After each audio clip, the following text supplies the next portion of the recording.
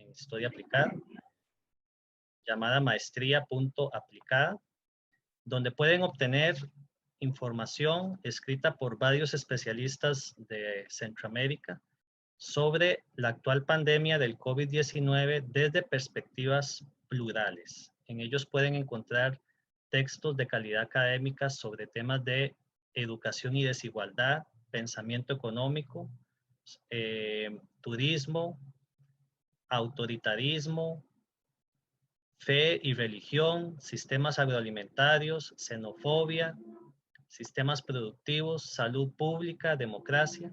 Y de hecho ahí también tenemos disponibles un texto que escribió uno de nuestros panelistas del día de hoy, de Abelardo Mora, titulado El retorno de la solidaridad. Por lo tanto, se les extiende una invitación para que accedan a este sitio web.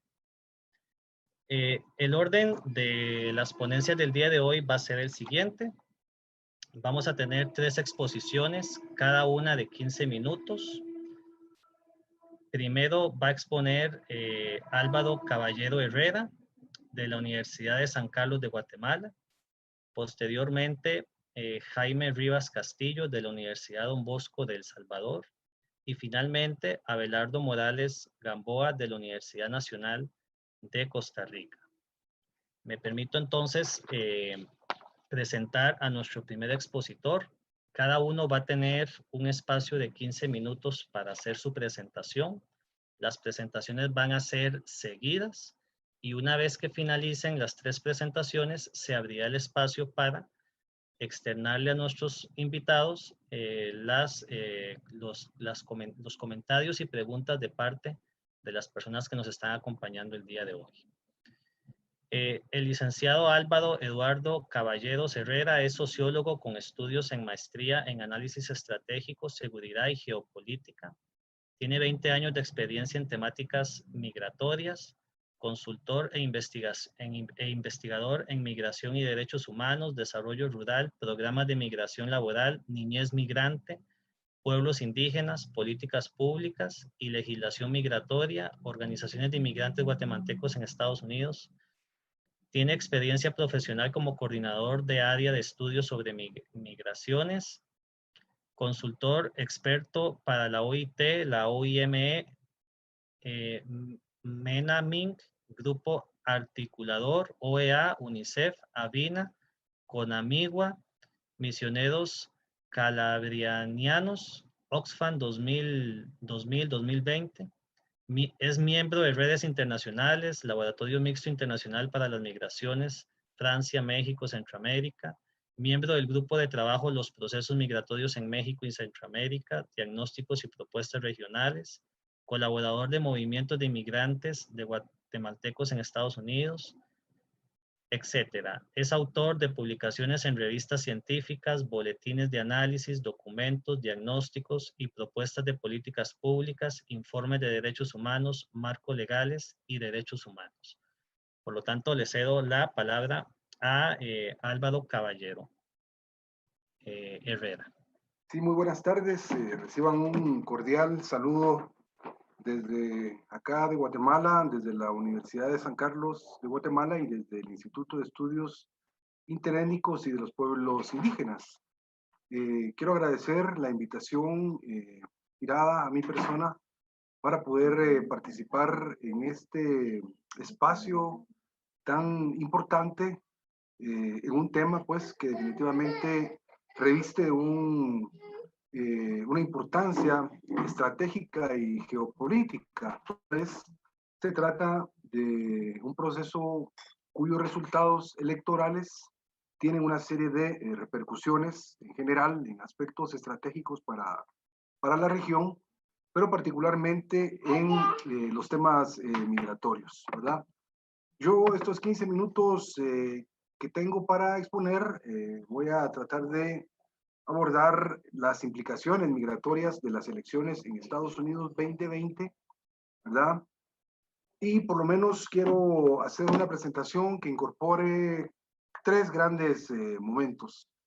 El primer momento que trata de analizar la estructura del voto latino y los resultados electorales básicamente es una muy breve reflexión que tiene una connotación primero demográfica, porque establece de alguna manera una dinámica de crecimiento de población hispana o de origen hispana en los Estados Unidos, eh, con un ejercicio de una ciudadanía también que cada vez crece y que de alguna manera no se puede dejar por un lado en el análisis de los resultados electorales.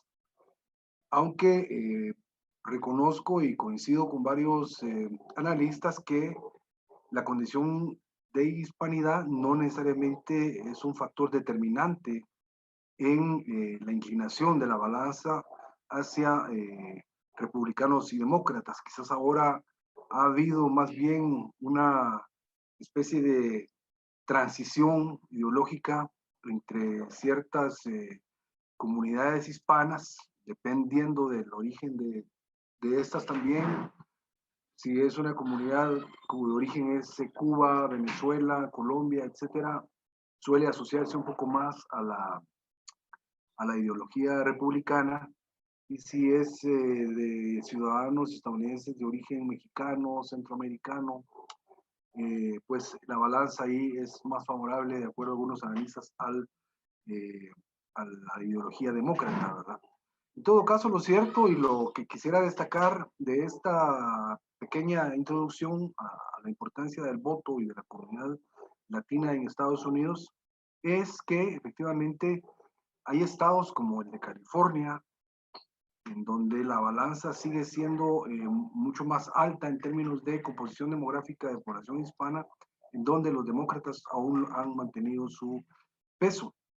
Situación que contrasta, digamos, con Texas, en donde también hay un 30.4% de porcentaje de latinos con derecho a voto, digamos, y el voto ahí es mucho más republicano. Con esto quiere decir que no es monolítica la tendencia entre hispanidad y opción entre los dos partidos, digamos, pero que sí, en algunos estados la balanza pues ha ido tendiendo un poco más hacia los demócratas, particularmente en Arizona y Nuevo México, que eran pues espacios garantizados para los republicanos y que en las actuales elecciones han dado giros importantes, especialmente en Arizona, donde hay un 23.6% de latinos con derecho a voto, que antes eran republicanos y ahora pues se hizo demócrata, digamos, y también en Nuevo México, en donde de hecho es el estado con la mayor tasa de población latina con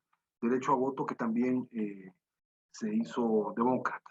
Esto de alguna manera se explica por una serie de factores en los cuales la retórica trumpiana ya no tuvo el mismo peso y el mismo argumento que tuvo en la elección anterior, en donde fue pues favorable el resultado para su campaña, sobre todo porque recordemos que su discurso se centró en considerar al migrante como el enemigo número uno de la Unión Americana, como la amenaza más contundente al sistema de vida estadounidense y al construir, digamos, un imaginario de rechazo y de odio hacia la comunidad migrante, que aunque las promesas que planteaba en esa época, algunas de las cuales las llevó a la práctica, no tuvieron el mismo asidero que este año pues, se obtuvo en términos de resultados electorales. El otro factor, por supuesto, no es solo el migratorio el que determina el resultado de un proceso electoral, sino que también hay otros, como el manejo de la crisis sanitaria provocada por el COVID, eh, las posturas amenazantes en el concierto de Naciones Unidas o en el ámbito de las relaciones internacionales, entre otra serie de factores que creo que explican un poco este cambio en el paradigma y esa excepción a la regla de los dos periodos presidenciales que regularmente se acostumbra en el sistema político estadounidense. El segundo punto que quiero abordar se refiere básicamente a los aspectos en temas referidos a las políticas de Estado y las políticas de gobierno de los Estados Unidos en temas estratégicos como el migratorio, ¿verdad? En ese caso, por ejemplo, es importante considerar que efectivamente las políticas de Estado permanecen en el tiempo independientemente del gobierno de turno, digamos, si es demócrata o si es republicano, estas políticas realmente no cambian. ¿Por qué? Porque están fundamentadas legalmente, digamos, amparadas y apoyadas por decisiones que implican a el Senado y la Cámara Baja de los Estados Unidos. Por eso es que, por ejemplo, el muro, que aunque se le atribuía la construcción a Donald Trump, él fue quien más eh, ruido hizo al respecto, pero era una decisión que estaba tomada en el sistema migratorio, ¿verdad? En la última reforma migratoria del año 2006, entre el año 2005 y 2006, que implementaba, entre otros, la construcción del muro, la autorización para que la patrulla se patrullara en la frontera por parte del ejército, la implementación de sistemas de verificación electrónica, etcétera, etcétera, y que dejó pendiente un gran tema que fue la reforma migratoria que allanaría el camino para la regularización de por lo menos 11 millones de personas indocumentadas, tema que se discutía en esa época. Entonces, en ese sentido, hay que tomar en cuenta esa línea que va a continuar. Por eso nos sorprende, por ejemplo, y lo dicen mucho, con esto no quiero dejar un análisis muy simplista en considerar que puede hacer lo mismo política migratoria un gobierno demócrata o un republicano, pero sí hay políticas de Estado que van a mantener una continuidad, en primer lugar. Y en segundo lugar, y aquí sí quizás hay una variación importante que hay que considerar, es las decisiones ejecutivas, es decir, los programas, los beneficios, los alivios migratorios que el presidente de los Estados Unidos puede autorizar, ¿verdad? O cancelar, dependiendo sea el gobierno en cuestión, que son muy importantes, porque de alguna manera implican toda una serie de posibilidades o de un tratamiento distinto a una dinámica tan importante, tan creciente y tan variante también respecto a los procesos de migración, especialmente procedentes de los países de Guatemala, Honduras y El Salvador. México también sigue expulsando, y de otros países. Pero esos 3, 4 países expulsores, realmente ahí está un poco la discusión hacia el futuro en torno a las acciones ejecutivas. Las acciones ejecutivas son aquellas como, por ejemplo, la Central American Minors, que era un programa que creó el gobierno de Barack Obama para no deportar a los niños, niñas y adolescentes de Guatemala, El Salvador y Honduras, y que de alguna manera se convirtió en un factor de atracción de la migración de jóvenes, particularmente provenientes de estos países. O por ejemplo, el Dream Act que también está dentro de una tendencia de acción ejecutiva, pero también de respaldo legal, digamos, eh, y otros programas, por ejemplo, que el mismo presidente puede plantear. En este caso, por ejemplo, es bueno hacer un breve recuento de las medidas antimigratorias de Donald Trump, y fue básicamente cuestionar programas clave para miles de inmigrantes, como el DACA, el DAPA, la anulación incluso del estatus de protección temporal, que es importante para algunos países de la región como Honduras, El Salvador, Nicaragua. Guatemala desafortunadamente nunca ha sido beneficiada con este estatus de protección temporal que otorgaba el Departamento de Estado. Mm, o las políticas como la de cero tolerancia a la migración, ¿verdad? Y finalmente el replanteamiento del sistema de asilo y refugio en Estados Unidos, que tuvo su asidero prácticamente ante la supuesta amenaza de las caravanas que pusieron en discusión este tema. Lo cierto es que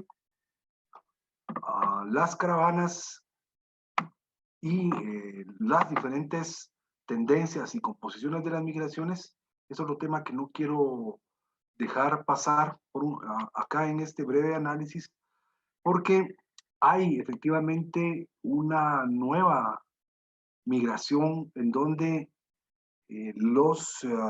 las mayores, los datos más recientes muestran un aumento de detenciones en la frontera de aquellas familias, ¿verdad? Es decir, ahora asistimos a un nuevo momento en el cual, independientemente de las caravanas, las familias están migrando, a veces completas, a veces con uno o dos hijos, con uno de los dos padres, etcétera, etcétera.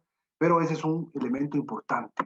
El otro elemento importante en la dinámica de las migraciones tiene que ver con el COVID. En este caso, digamos, fue un año de una disminución en los flujos y los procesos de migración que para muchos países, pues, generaron una inmovilidad forzada.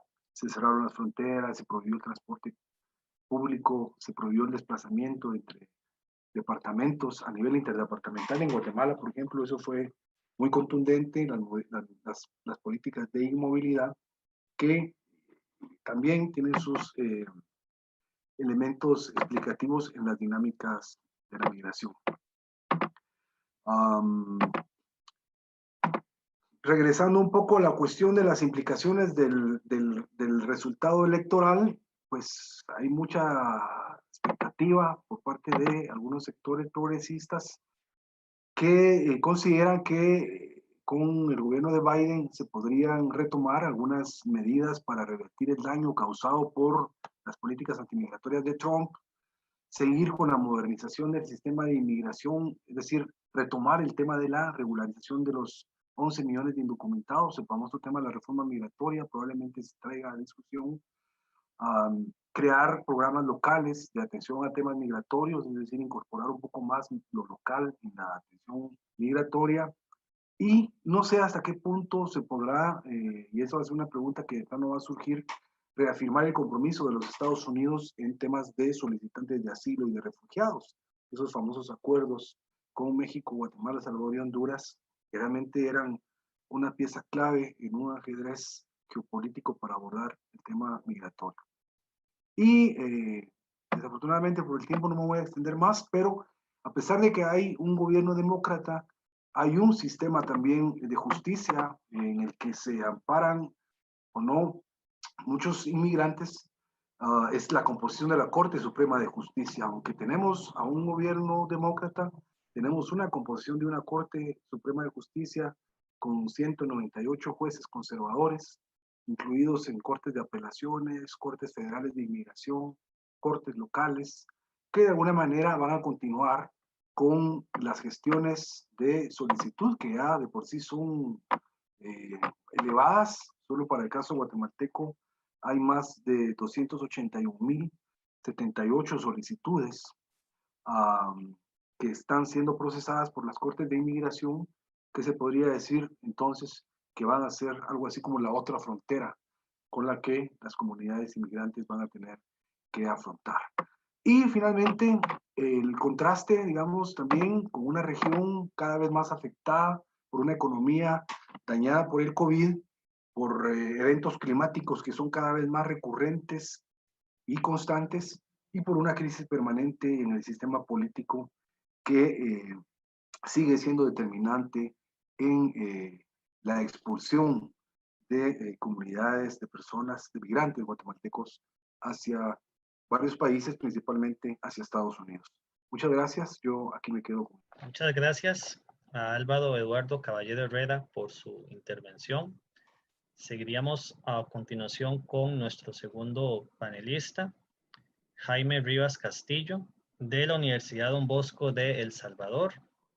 Jaime Rivas Castillo es salvadoreño, antropólogo social, es doctor en ciencias sociales, con especialidad en antropología social por el Centro de Investigaciones y Estudios Superiores en Antropología Social, CIESAS, de Guadalajara, México. Maestro en antropología social en la sede del CIESAS de San Cristóbal de las Casas, en Chiapas, y licenciado en filosofía por la Universidad Centroamericana José Simeón Cañas, UCA de El Salvador. Sus líneas de investigación son, por un lado, la vinculación entre la migración, el desarrollo y los derechos humanos, y por otro, los estudios sobre juventudes. Ha estudiado el proceso migratorio centroamericano en tránsito por México entre 2007 y 2011, realizando trabajo de campo en la frontera que este país comparte con Guatemala. Retornando a El Salvador en 2012, comienza a realizar estudios entre jóvenes en riesgo de migración irregular, personas deportadas desde Estados Unidos y México, familiares de migrantes fallecidos y desaparecidos en el camino, personas desplazadas internamente por la violencia y con inmigrantes hondureños en El Salvador. Trabajó en la entonces Secretaría de Cultura de la Presidencia durante el primer gobierno del FMLN en El Salvador. Luego trabajó con la Red Jesuita con Migrantes y la UCA entre 2013 y 2016, tanto en investigación como en la defensa de personas migrantes, retornadas y personas desplazadas internamente por la violencia. Jaime Rivas ha publicado capítulos de libro, artículos en revistas indexadas e informes de investigación. Además, ha impartido conferencias en Estados Unidos, México, Centroamérica y Sudamérica. Participa en redes de investigación en el sur, centro y occidente de México. Es parte también de la Asamblea del Centro de Derechos Humanos Fray Matías de Córdoba en Tapachula desde 2013 y de la organización Grupo de Monitoreo Independiente de El Salvador desde 2020. Dirige también el Observatorio de Juventud y Familia de la Universidad Don Bosco en El Salvador. Le cedo entonces la palabra al doctor Jaime Rivas Castillo para su intervención por 15 minutos. Muchas gracias, Rafael. Un gusto saludarles, estar con ustedes. Quiero agradecer a Abelardo por la invitación de acompañarles esta tarde desde San Salvador, acá, y agradecer también la presencia de Álvaro, un gran colega, gran amigo, con quien me da gusto también coincidir en este esfuerzo. Gracias a todos y todas por estar conectados en esta nueva modalidad, ¿verdad?, en que estamos ahora desarrollando nuestras presentaciones, y espero que podamos tener algún nivel de diálogo, ¿verdad?, por este espacio. Yo, igual que Álvaro, he preparado un guión con básicamente 3 puntos para desarrollar, considerando el tiempo del que disponemos, y coincido bastante con la apreciación que Álvaro hace desde Guatemala. Yo parto del hecho de la gran pregunta de si realmente los resultados electorales en Estados Unidos van a tener alguna implicación en la manera en que vaya a desarrollarse la migración centroamericana de aquí al futuro, ¿verdad? Esa es la gran pregunta que creo que nos convoca en este seminario. Sin responder directamente en este momento la pregunta, creo que hay que considerar varias dimensiones, y aquí va la primera.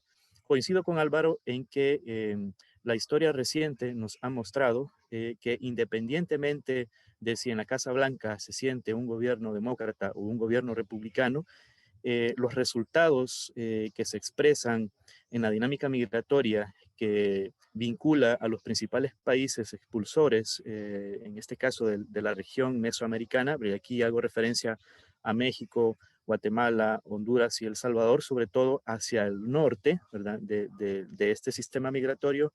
Independientemente de qué gobierno se siente en Estados Unidos, en la Casa Blanca, el flujo ha continuado, ¿verdad?, tanto hacia el norte como las deportaciones, es decir, ese flujo norte-sur, que es un flujo de desplazamiento, digámoslo así, forzado en términos bueno, unas decisiones administrativas tomadas en Estados Unidos. Y por otro lado, también ese flujo sur-sur que se da de Nicaragua a Costa Rica, ¿verdad?, para convocar, digamos, y sentirnos llamados también, pues, en toda la región centroamericana, y no solo hablar de los países del norte de Centroamérica, que es de los que casi siempre se habla cuando hablamos de migración hacia Estados Unidos. creo que independientemente del partido que se siente en el gobierno, los resultados van a ser similares y aquí no es que si de algún modo estoy especulando, también me estoy basando en las evidencias que tenemos, por ejemplo, durante la administración de Barack Obama. En el 2000, entre 2013 y 2014, por ejemplo, tuvimos los máximos históricos de Estados Unidos en cuanto a deportaciones, no solo a países de Centroamérica y de México, sino a deportación de extranjeros de todo el mundo, ¿verdad? De modo que en la administración de Obama se dio precisamente en el 2014 el máximo histórico registrado, que fueron eh, más de 400,000 personas en un solo año deportadas, ¿verdad? Desde que a finales del siglo XIX Estados Unidos lleva recuento de las personas expulsadas del país, ¿verdad? Nunca se había tenido una cifra de esta envergadura. Por tanto, sin ser simplistas, como bien decía Álvaro, ¿verdad? No podemos imaginarnos un escenario en donde este problema tan, digamos, importante para muchos de nuestros países, que son los retornos forzosos, vaya a disminuir, ¿verdad? Esto como un primer elemento creo que a considerar en el análisis. Eso no significa que no esperemos, ¿verdad? Y aquí hay una alta dosis de esperanza, digamos, de que aquellas decisiones que dependan sobre todo de las acciones ejecutivas, es decir, aquellos lineamientos que vengan desde la Casa Blanca, que incluyen, por ejemplo, algo que ya mencionaba Álvaro, DACA, ¿verdad? Que es el programa creado para beneficiar a jóvenes que llegaron siendo niños, ¿verdad? A Estados Unidos y que los protege de una deportación y que estamos hablando de más de 800,000 personas, la mayoría de ellas mexicanas, ¿verdad? Algunos centroamericanos.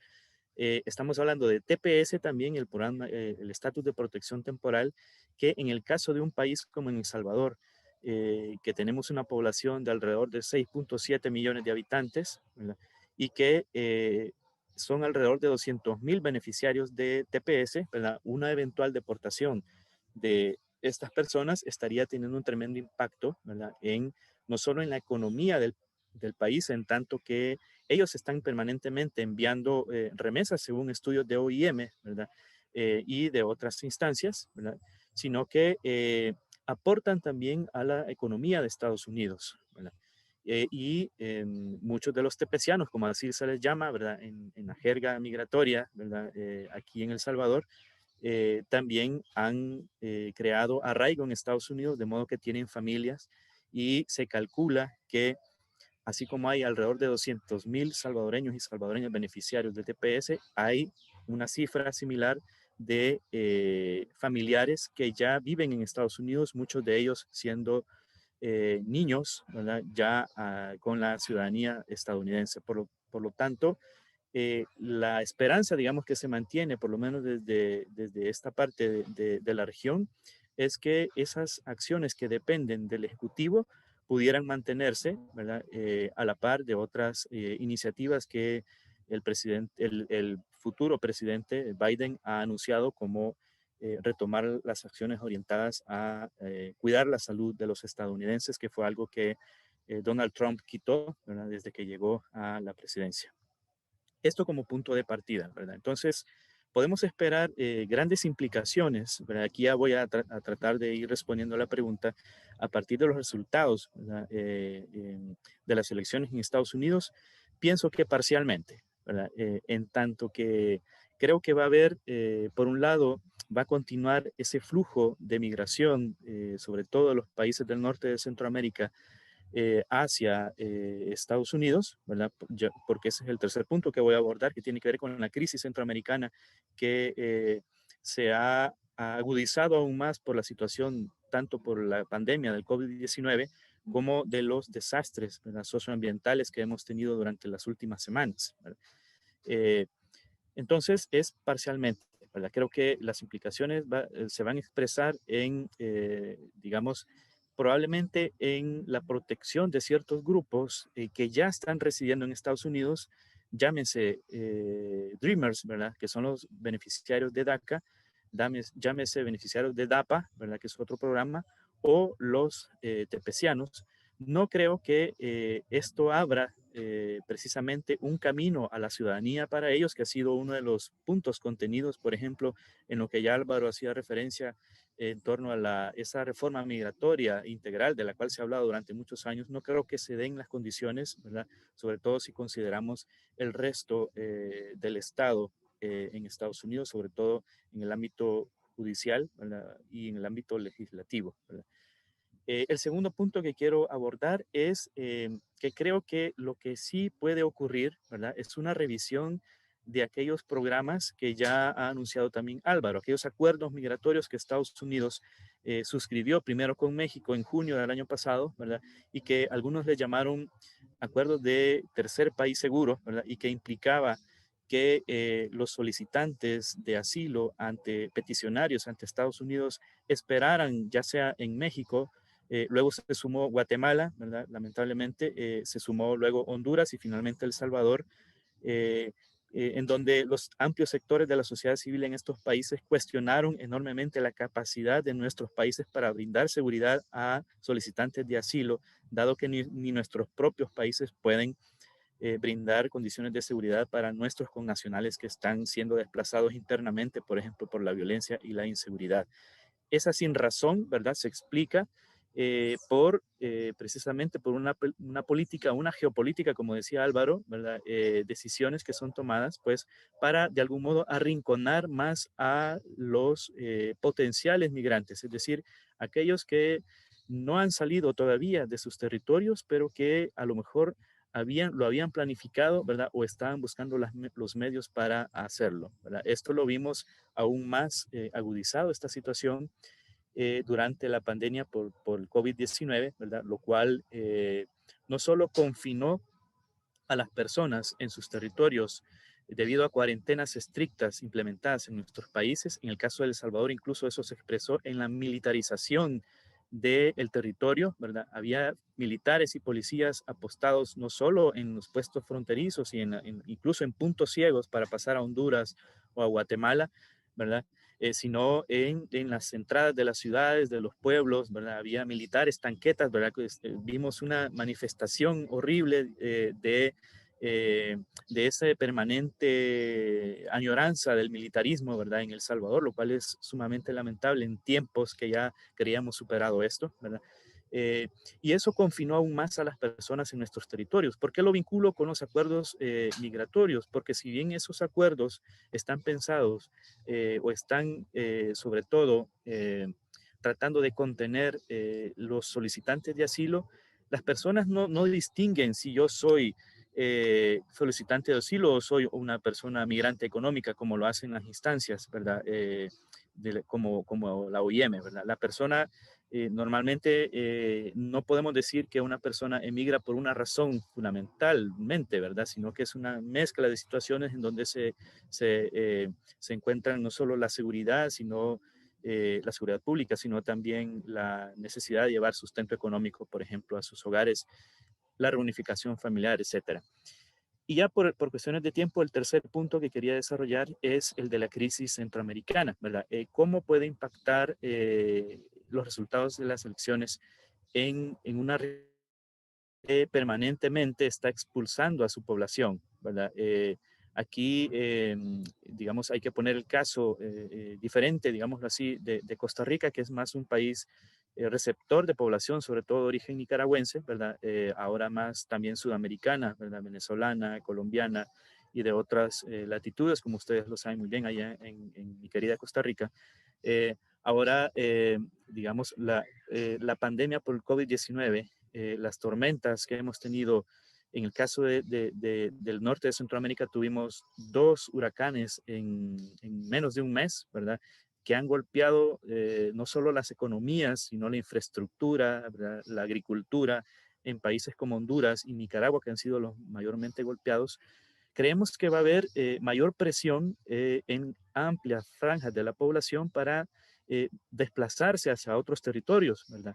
Y eso creo que se va a dar en el marco ya de un gobierno, en este caso de Biden en Estados Unidos. Estamos a la expectativa de cómo va a ser la política de Biden hacia Centroamérica en términos de retomar aquellas iniciativas que se habían hablado durante la penúltima administración, como el proyecto Mesoamérica, ¿verdad? Del cual hemos sido bastante críticos también, ¿verdad? Porque ha tenido más un enfoque de seguridad que de desarrollo, pero estamos a la expectativa de poder retomar una agenda de construcción de las condiciones necesarias en Centroamérica para que la gente se desarrolle en la región y no sea la migración irregular la única salida para poder salir de situaciones de pobreza, de inequidad, ¿verdad? Sino que la gente encontrara en sus territorios de origen opciones, de modo que no sea la única salida, pues, la migración irregular. Eso es, digamos, dicho muy caricaturescamente, digamos, la situación de presión que creo que va a haber en Centroamérica, ¿verdad? En tanto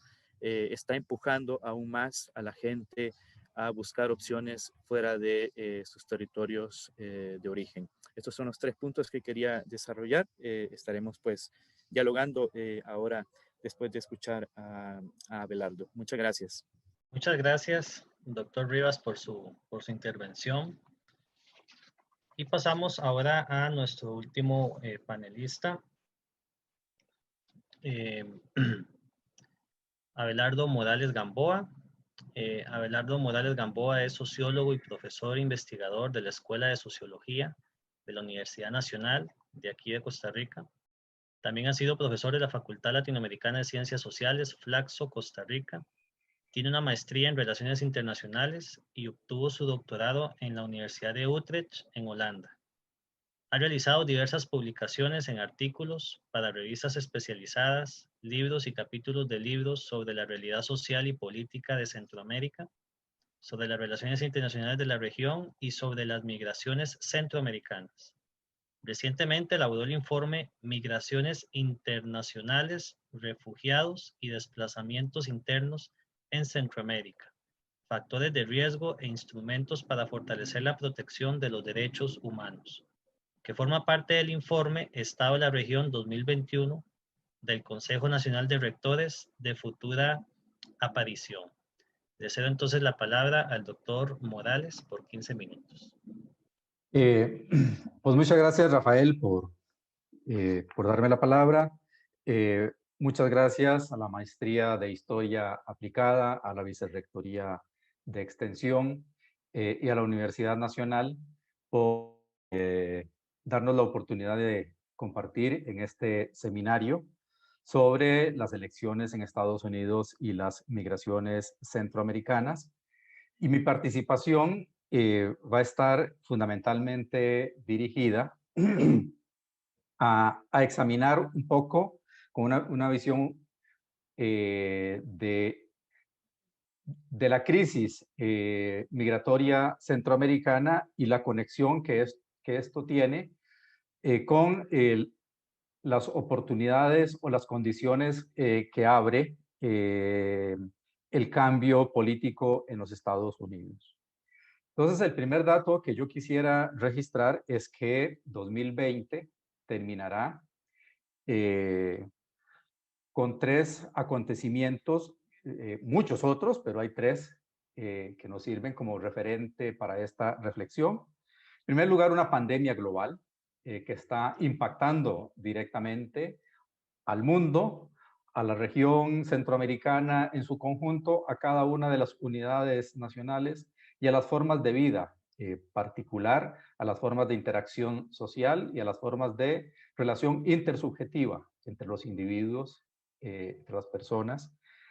También el otro acontecimiento que ya ha sido señalado por Jaime y por Álvaro es el cambio político en los Estados Unidos como consecuencia del resultado electoral reciente.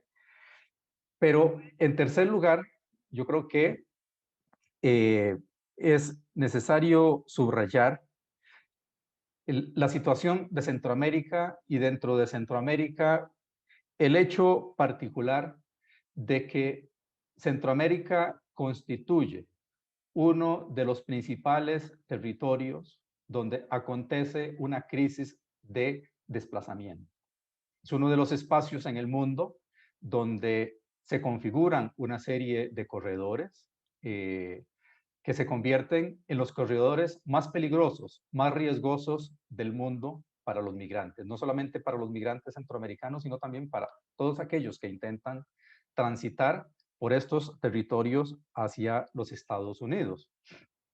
Y en el caso particular de este último, de esta última dimensión que yo señalo, mencionaría varios elementos. La crisis que se produjo desde mediados de este decenio, con la presencia de inmigrantes extrarregionales y extracontinentales, que prácticamente formaron parte de estos sujetos atrapados en tránsito en sus intenciones de llegar a los Estados Unidos. Pero también otro hecho que me parece que es relevante, y es que esta región ha expulsado más población entre 2005 y 2015 que en cualquier otro periodo de su historia. Y esta expulsión de población se refleja claramente con un aumento histórico de la migración hacia Estados Unidos, principalmente desde El Salvador, desde Guatemala y desde Honduras, pero también una migración internacional a la cual se vinculan una serie de factores.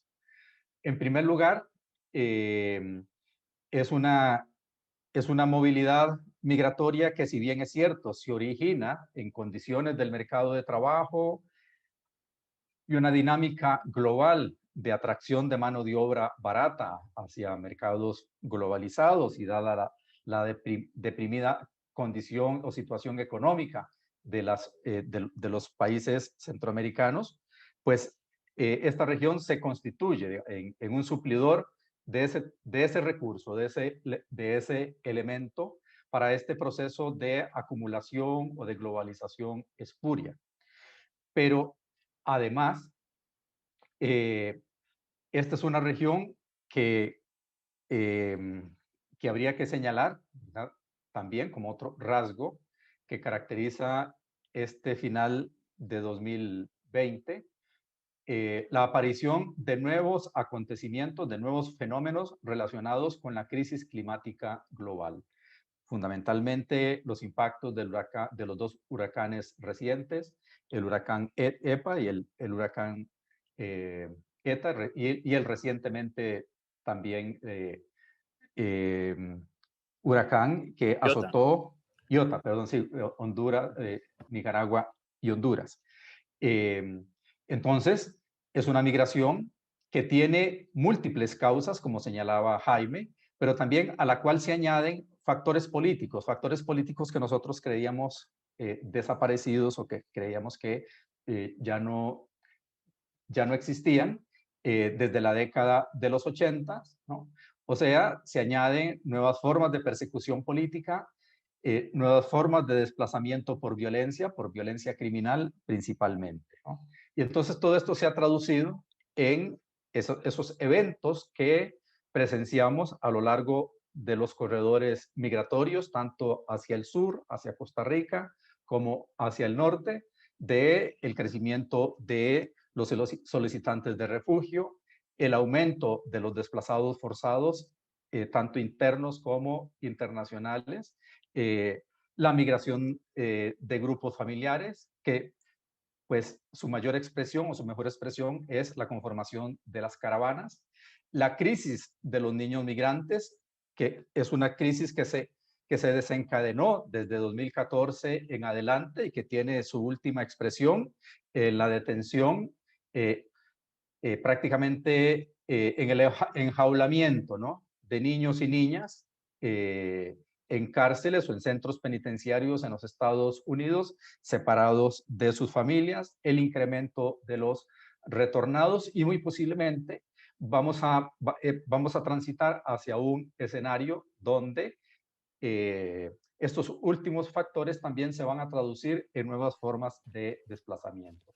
Por lo tanto, entonces, desplazamientos posiblemente por el COVID, por la pandemia y por la crisis climática.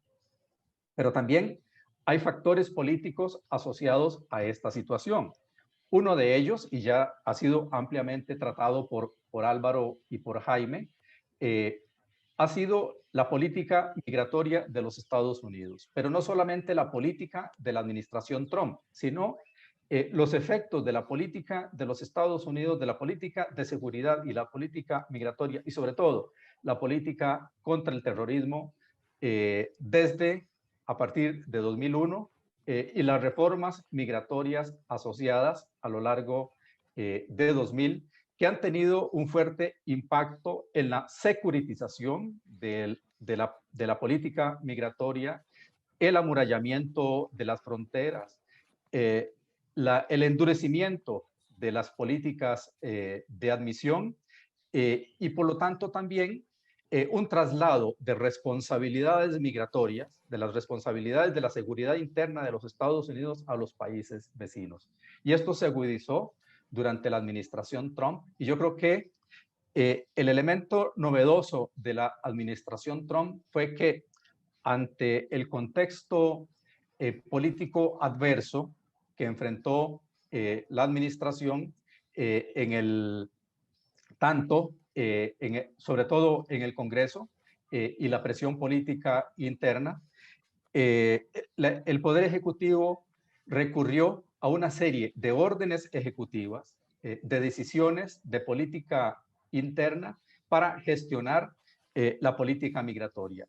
Y en eso, pues hay amplia documentación. Hay un documento de Andreas Feldman que preparó precisamente para el informe del Estado de la región sobre los cambios en la política migratoria, donde se expresa cómo el Departamento de Estado, el Departamento de Seguridad Interna e inclusive la Secretaría de Trabajo asumieron una serie de tareas propias de las autoridades migratorias con el objeto de endurecer la gestión, el tratamiento y por lo tanto de torcer lo que habían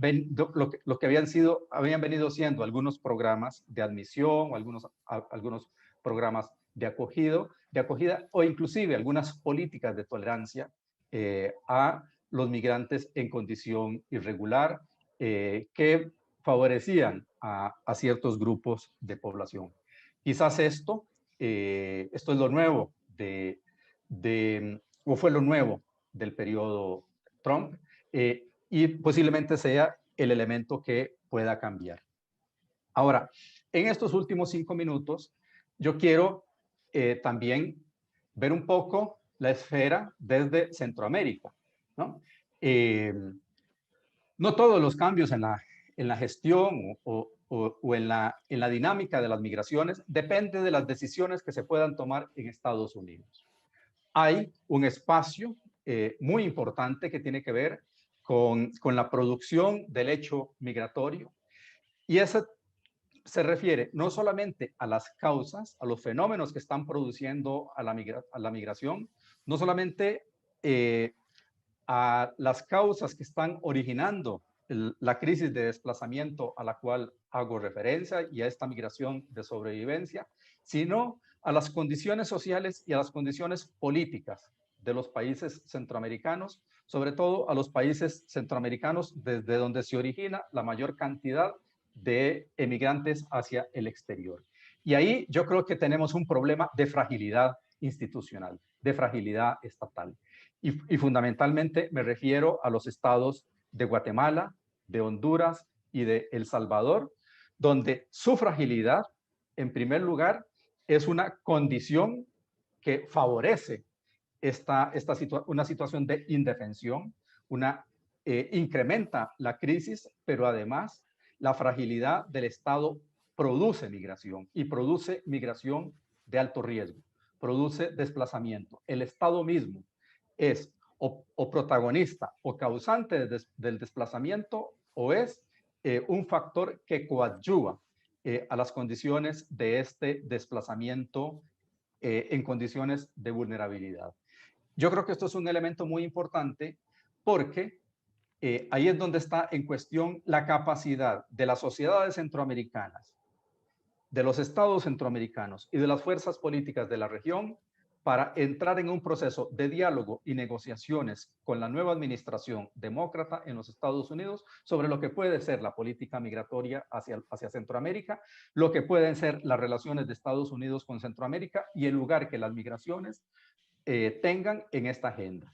O sea, si nos atenemos a lo que ha sido el pasado reciente, me da la impresión de que los líderes centroamericanos, los gobernantes centroamericanos no tienen este tema como un tema principal en su agenda. Por lo tanto, yo creo que es una responsabilidad muy seria, muy fuerte de parte de las organizaciones académicas, de parte de organizaciones de la sociedad civil, de parte de fuerzas políticas progresistas, por lo tanto, de parte de la ciudadanía y de líderes políticos, líderes sociales, líderes religiosos, levantar una agenda regional o agendas nacionales que coloquen en un lugar adecuado la necesidad de reenfocar desde una perspectiva centroamericana las migraciones, pero también el diálogo, la relación, la negociación con los Estados Unidos. La continuidad de esta crisis de desplazamiento no solamente amenaza a Centroamérica, amenaza a la seguridad misma de los Estados Unidos. Por lo tanto, ese es un tema, esa debe ser una preocupación conjunta, tanto de autoridades centroamericanas, de las nuevas autoridades en los Estados Unidos y también de grupos sociales, de grupos políticos, de grupos intelectuales, tanto en Estados Unidos, incluyo también a México y a los países centroamericanos. Y por lo tanto, este seminario, este panel, yo creo que debe apuntar en esa dirección de buscar vías de examen, de análisis, de nuevas formas de encauzar no solamente el análisis de la migración, sino también la propuesta de soluciones políticas y de acciones que reconduzcan este proceso o estas dinámicas en el futuro inmediato. Muchas gracias. Muchas gracias a Abelardo Morales y a todos los panelistas, Álvaro Caballero y Jaime Rivas, por sus reflexiones sobre el tema de esta relación entre migración centroamericana, elecciones en Estados Unidos, y que bueno, de paso han salido otros factores de por medio, como tiene que ver el hecho de que estamos viviendo una pandemia, y ni qué decir los desastres que han afectado a la región recientemente de una manera inesperada en un cóctel como este, ¿verdad? Bastante convulso.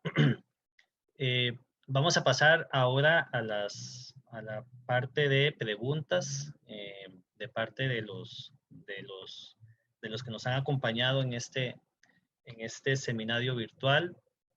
Y tengo aquí en el chat de la plataforma Zoom algunas preguntas de Wilson Picado que procedo a hacerlas y le cedo entonces la palabra a los panelistas. Dice, me gustaría que el colega de Guatemala, Álvaro Caballeros, ampliara su análisis sobre el voto latino y la diversidad de este voto. ¿Cómo presionará el tema de la inmigración sobre el posicionamiento político del voto latino en el futuro? Para Jaime Rivas, Wilson pregunta, ¿qué peso tiene el tema de la migración a Estados Unidos en el actual gobierno salvadoreño? Que es muy interesante todo lo que se ha dicho sobre El Salvador. No sé si mi apreciación pueda ser equivocada, pero aquí tenemos de lleno también un discurso de populismo. Y es un populismo que está calando tanto en los lugares de origen de los migrantes como en los lugares donde llegan, que es lo que pasó con la administración Trump. El populismo visto como una especie de ideología muy poco definida, ¿verdad? Que en América Latina han habido varias olas populistas, ¿verdad? Desde mediados del siglo XX hasta la fecha. Entonces, tal vez yo me atrevería a agregar un poco ese componente, ¿verdad? Del tema del populismo. Y para Abelardo, La pregunta de Wilson es, ¿cuál será el peso presente y futuro de los efectos de fenómenos naturales, como la afectación de huracanes, sobre las dinámicas migratorias en Centroamérica? Entonces, le cedo la palabra primero a Álvaro, posteriormente a Jaime y a Abelardo para que reflexionen sobre estas preguntas tan interesantes. Bueno, muchas gracias a Wilson Picado por las preguntas. Realmente el tema del voto latino creo que es sumamente importante. Es, digamos, recurrente en los análisis político-electorales que se han hecho, por lo menos en los últimos 4 procesos electorales en los Estados Unidos, y no necesariamente representan una condición determinante, es decir, el hecho de ser latino no garantiza, digamos, que el voto vaya a ser demócrata, sobre todo por los discursos cada vez más polarizados en torno a la migración irregular y a los migrantes en general entre republicanos y demócratas, ¿verdad? Creo que hay otros elementos que explican también esta tendencia, este comportamiento electoral de los hispanos en Estados Unidos. Se trata de 32 millones de personas que tienen derecho a votar, que son una minoría pues mayoritaria que efectivamente no solamente se deja llevar por el discurso pro o anti-migratorio, sino que hay otras variables que explican la posición ideológica de estos grupos ciudadanos, ¿verdad? Uno de estos, creo yo, que tiene bastante peso en la decisión y que trasciende lo estrictamente migratorio es el tema religioso, ¿verdad? Sabemos bien que, por ejemplo, también hay una migración de religión entre muchos guatemaltecos, salvadoreños, hondureños, que al llegar allá se hacen cristianos, evangélicos, ¿verdad? Protestantes. Y hay toda una estrategia, creo yo, que está saliendo desde la Casa Blanca. De hecho, había una oficina en Washington para asuntos religiosos, especialmente para promover a la religión evangélica, que está teniendo no solamente una creciente tendencia en ámbitos estadísticos de conversión religiosa. Digamos, Guatemala tiene un 44%, creo yo, de población evangélica ya en la actualidad, sino que también sus temas, sus agendas las están poniendo en diferentes países, ¿verdad? Veamos la experiencia de Costa Rica, también está muy marcada por eso, la experiencia en Brasil, en otros países hay como una línea estratégica política desde Estados Unidos liderada por evangélicos. Y hay también, dentro de esos 32 millones de hispanos, también muchos evangélicos que abrazan los valores, la ideología y la agenda protestante, que tiene que ver con el aborto, que tiene que ver con los matrimonios igualitarios, que tiene que ver con la diversidad, etcétera, etcétera, que influyen también en la hora de decidir por quién votar. Quizás ellos ya no se ven únicamente, solamente desde la condición de inmigrantes, sino se ven también desde la condición de cristianos, portadores de prioridades, de valores, etcétera, etcétera, que contribuyen a eso. Lo cierto es que, en términos generales, se podría decir que, aunque los republicanos perdieron algunos estados clave, como Arizona, que era un estado, a mí me sorprendió realmente el resultado en Arizona, porque Arizona es, digamos, un estado sumamente conservador, un poquito un poquito más quizás que Texas en algunos aspectos. Y en el tema migratorio también, recordemos que Arizona ha sido la cuna donde se han originado algunas propuestas de leyes federales abiertamente antimigratorias y con cortes racializados, etcétera, etcétera, como una iniciativa federal que hace varios años se lanzara por ahí, que tuvo repercusiones también en otros estados. Era una iniciativa estatal que buscaba aplicar criterios raciales para la detención de migrantes, ¿verdad?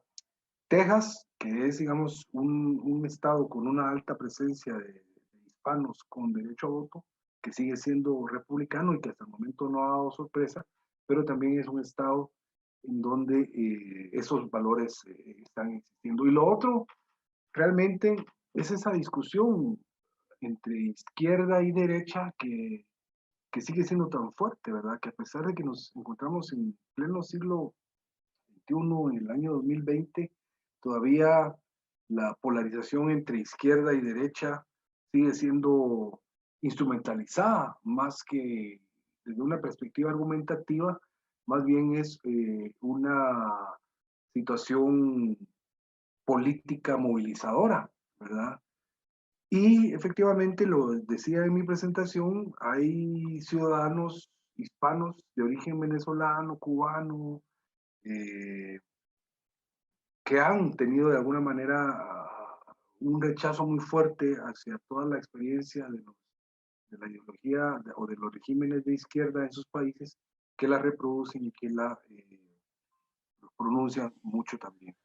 Eso, entre otros factores, entonces dieron como resultado que muchos más hispanos votaran ahora por Trump, porque también hay otro factor que agregaría, para no extenderme tanto en esto, es el que hay una como tendencia a considerar que ya somos demasiados, que hay demasiados migrantes, que hay una competencia entre los recién llegados y los que han estado eh, ya por varios años, y entonces es como decir, bueno, ya somos suficientes, ya cierren las puertas, ya no queremos más porque nosotros mismos también nos vamos a ver afectados por esa supuesta invasión de los bárbaros, ¿verdad?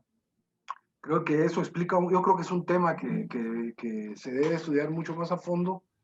Y por el otro lado también me parece interesante ahora cada vez más común el tema de el derecho de los inmigrantes a votar en su país de origen, es decir, esa eh, novedad que algunos países ya lo tienen. En el caso de Guatemala ya hay una reforma a la ley electoral y de partidos políticos, ya hubo una primera experiencia en donde los guatemaltecos votaron allá en Estados Unidos y fue pues la primera experiencia, no fue muy numerosa la participación y fue onerosa eh, el, el, la acción, es decir, el hecho de darles el derecho al voto en el exterior, pero igualmente es muy influyente, aunque no voten, llaman, inciden y tienen un peso bastante fuerte en decirle a la familia por quién votar aquí en Guatemala.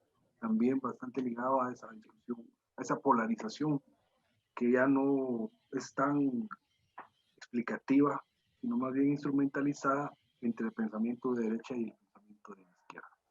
Ahí lo dejaría en torno a esa pregunta para darle chance a mis demás colegas que también respondan. Muchas gracias. Muchas gracias. Le cedo la palabra a Jaime Rivas. Gracias, Rafael. Sí, efectivamente, me parece una pregunta que la voy a vincular con algo que decía al final Abelardo, ¿verdad? ¿Qué tanto tiene peso, por lo menos en el caso salvadoreño, en los resultados electorales, digamos, en El Salvador, o en la situación salvadoreña, o para el gobierno salvadoreño más bien, qué tanto peso tiene la migración hacia Estados Unidos? Voy a partir del siguiente hecho. Nayib Bukele, que es el presidente del país, llegó a donde está, ¿verdad?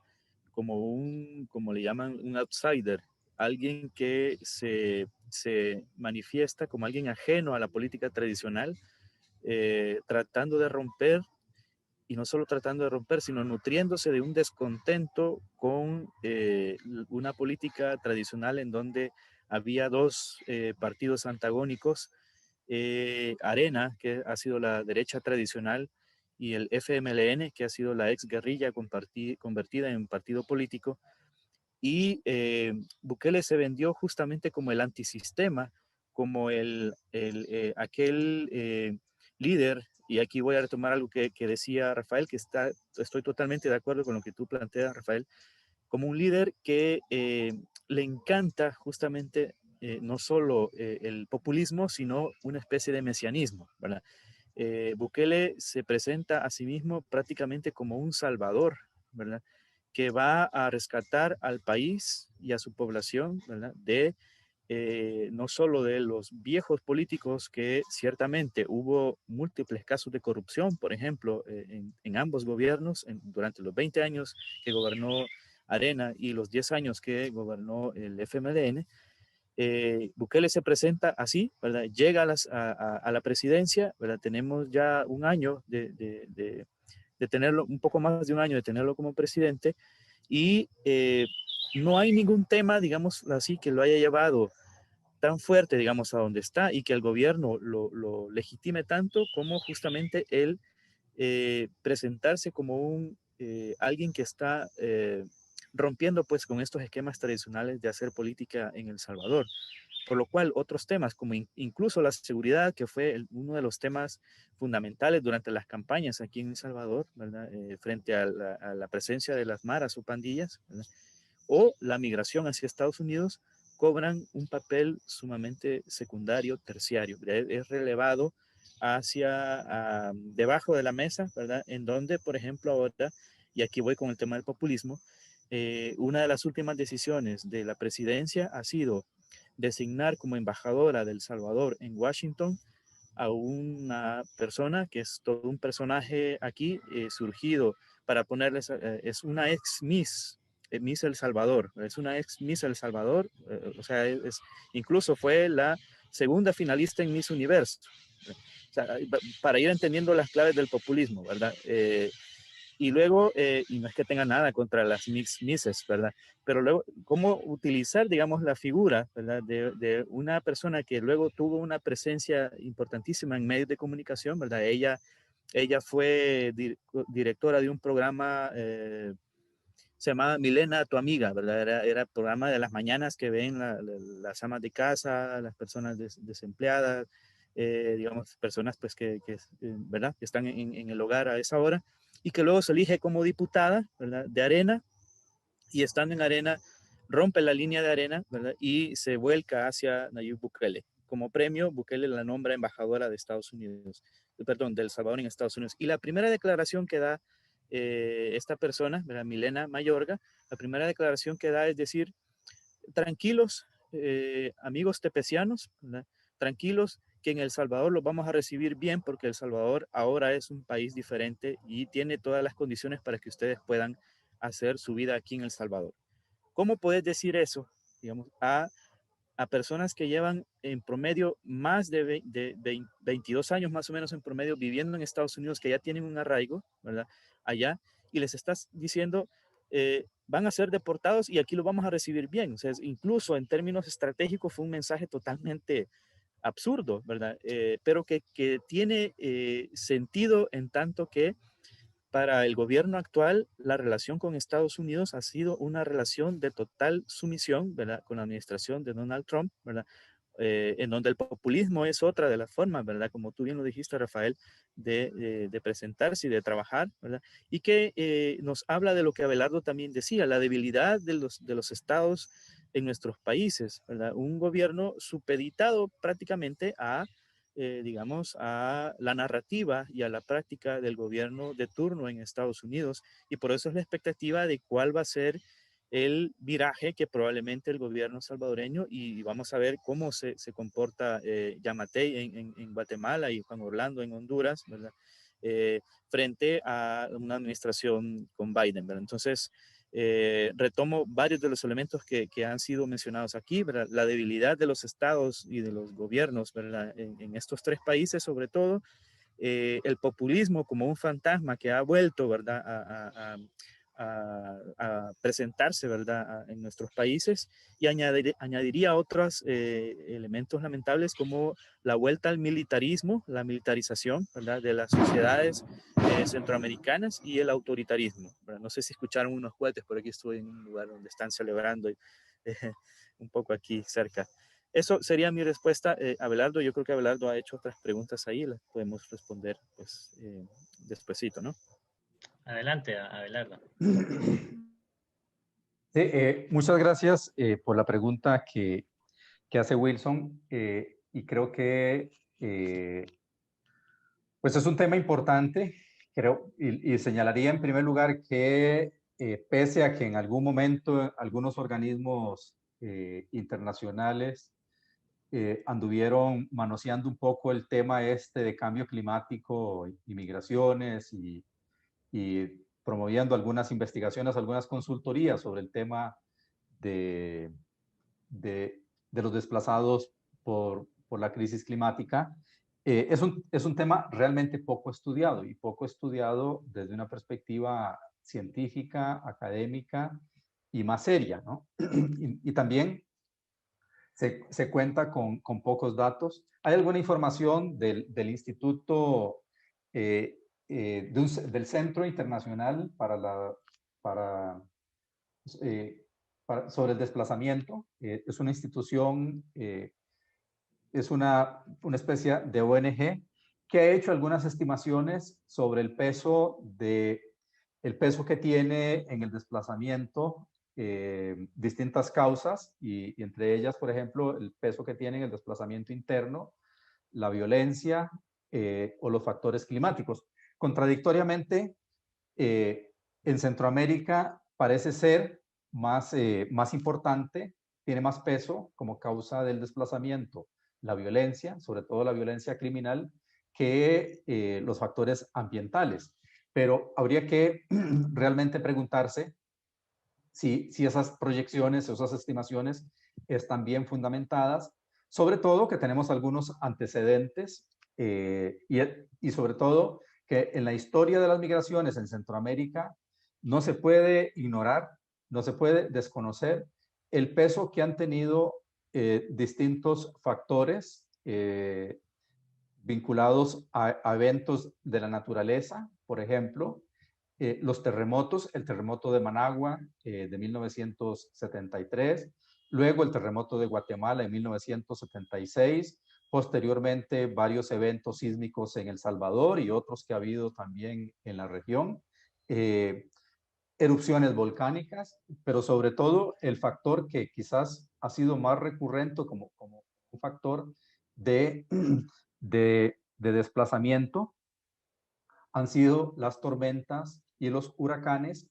pero también las sequías, ¿no?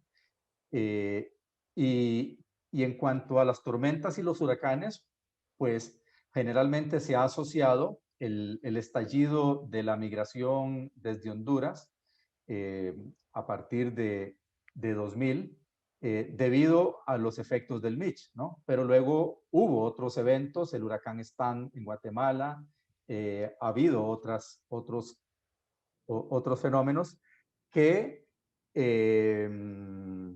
muy posiblemente han sido parte o han sido, digamos, han conformado parte de un cóctel de distintos factores que han estado propiciando desplazamiento. Pero otro elemento muy importante es señalar, tratar de vincular el desplazamiento y la migración, por ejemplo, con su relación con el corredor seco mesoamericano, ¿no? Y en el corredor seco mesoamericano, sobre todo el cambio de las condiciones ambientales, el cambio de condiciones climáticas que están afectando seriamente la agricultura, ¿no? La producción de granos básicos, y ahí hay algunos trabajos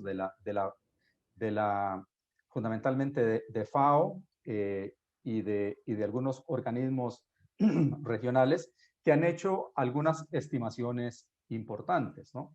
Pero también relacionado o vinculado a factores climáticos, a factores ambientales, está la relación entre factores ambientales y cambio en el patrón productivo, ¿no? Y yo creo que el cambio, en relación con el cambio en el patrón productivo, hay que tratar de identificar esencialmente las transformaciones en la producción del café, ¿no?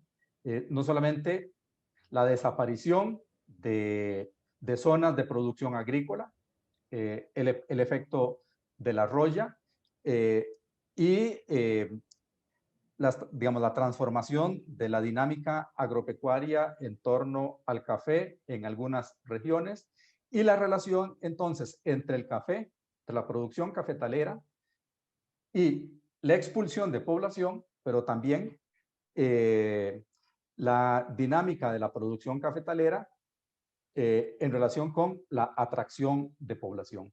Por lo tanto, entonces, ahí, y esto lo hemos conversado con Wilson en varias ocasiones, hoy precisamente estábamos chateando al respecto, que hay una relación entre factores estructurales, entre esos factores estructurales deberíamos considerar factores políticos, factores económicos y factores ambientales con factores productivos, ¿no? Y con las dinámicas de los mercados de trabajo. Por lo tanto, entonces,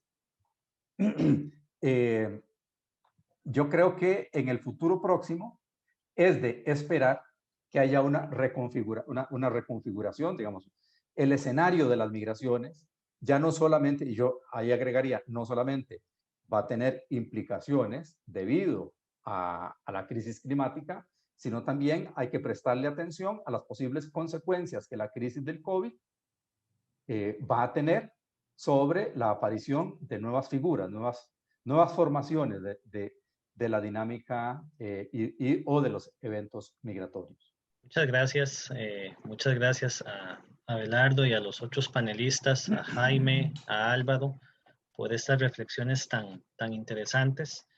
Y para ajustarnos con el tiempo establecido para este evento, pues yo daría por finalizada el seminario de este día. Finalizaría con las palabras de uno de quienes nos estuvo acompañando el día de hoy, Rafael Díaz. Dijo: excelente actividad, felicitaciones. Así que muchas gracias a Álvaro, a Jaime, a Abelardo por sus interesantes comentarios.